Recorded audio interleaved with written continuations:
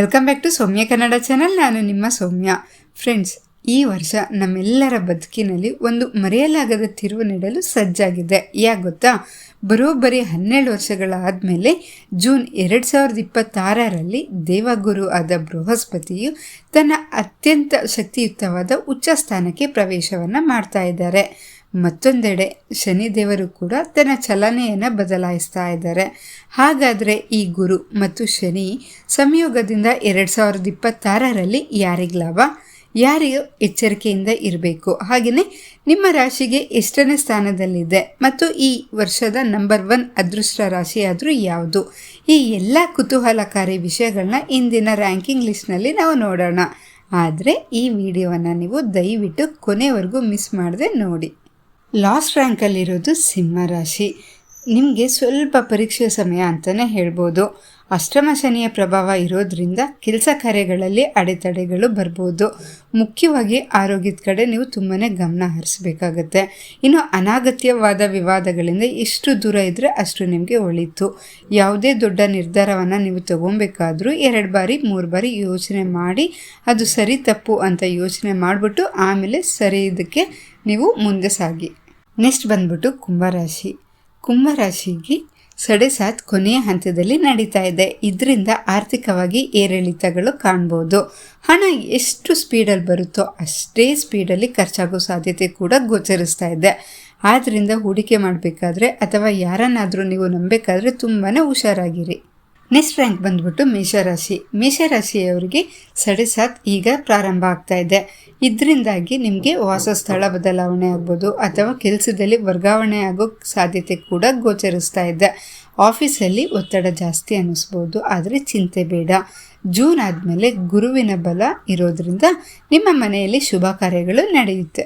Next rank ಬಂದ್ಬಿಟ್ಟು ಕನ್ಯಾ ರಾಶಿ. ಕನ್ಯಾ ರಾಶಿಯವರಿಗೆ ಮಿಶ್ರ ಫಲಗಳ ವರ್ಷ ಅಂತ ಹೇಳ್ಬೋದು.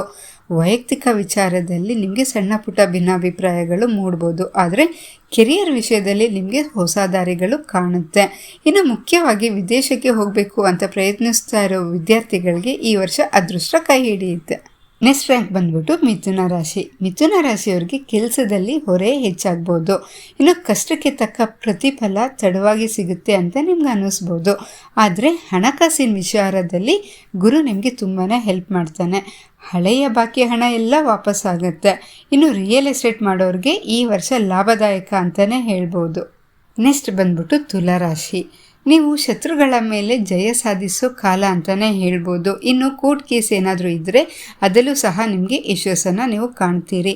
ಇನ್ನು ಉದ್ಯೋಗದಲ್ಲಿ ಪ್ರಮೋಷನ್ ಸಿಗೋ ಎಲ್ಲ ಲಕ್ಷಣಗಳು ಸಹ ಗೋಚರಿಸ್ತಾ ಇದೆ. ಆದರೆ ಕೆಲಸ ಮತ್ತು ಕುಟುಂಬ ಈ ಎರಡರ ಮಧ್ಯೆ ನೀವು ಟೈಮ್ ಕೊಡೋದನ್ನು ಮಾತ್ರ ಮರಿಬೇಡಿ. ನೆಕ್ಸ್ಟ್ ರ್ಯಾಂಕ್ ಬಂದ್ಬಿಟ್ಟು ಧನಸ್ಸು ರಾಶಿ.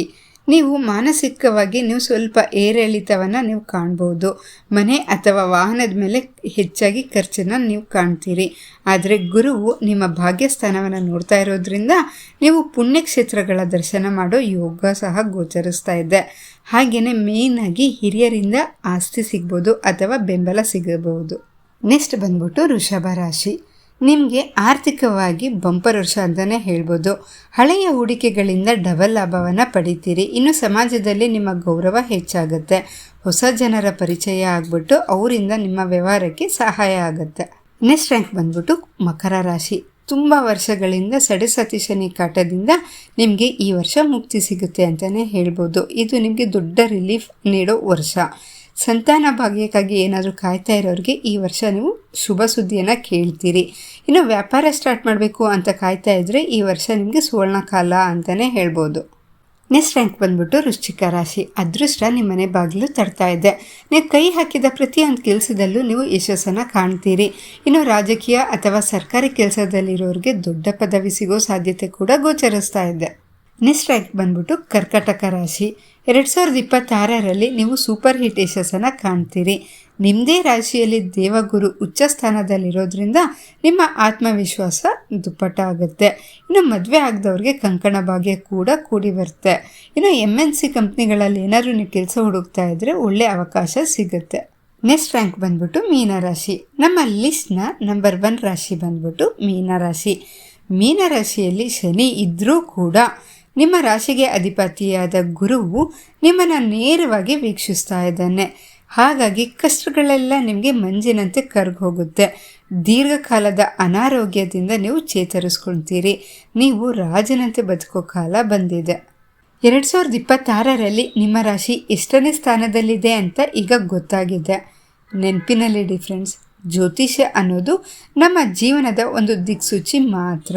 ಆದರೆ ಕಠಿಣ ಪರಿಶ್ರಮ ಮತ್ತು ಪಾಸಿಟಿವ್ ಆಲೋಚನೆ ಇದೆಯಲ್ಲ, ಇದು ನಮ್ಮ ಭವಿಷ್ಯವನ್ನೇ ಬದಲಾಯಿಸ್ಬೋದು.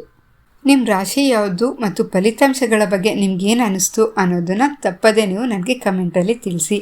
ಈ ವಿಡಿಯೋ ಇಷ್ಟ ಆಗಿದರೆ ದಯವಿಟ್ಟು ಲೈಕ್ ಮಾಡಿ, ಹಾಗೆ ನಿಮ್ಮ ಫ್ರೆಂಡ್ಸ್ ಆ್ಯಂಡ್ ರಿಲೇಟಿವ್ಸ್ ಎಲ್ಲರಿಗೂ ಶೇರ್ ಮಾಡೋದನ್ನು ಮಾತ್ರ ಮರಿಬೇಡಿ. ಇಂತಹ ಮತ್ತಷ್ಟು ವಿಶೇಷ ಮಾಹಿತಿಗಳಿಗಾಗಿ ನೀವು ನಮ್ಮ ಸೌಮ್ಯ ಕನ್ನಡ ಚಾನಲನ್ನು ಈಗಲೇ ಸಬ್ಸ್ಕ್ರೈಬ್ ಮಾಡ್ಕೊಳ್ಳಿ ಮರಿಬೇಡಿ. ಮುಂದಿನ ವಿಡಿಯೋದಲ್ಲಿ ಮತ್ತೆ ಭೇಟಿಯಾಗೋಣ. ಧನ್ಯವಾದಗಳು.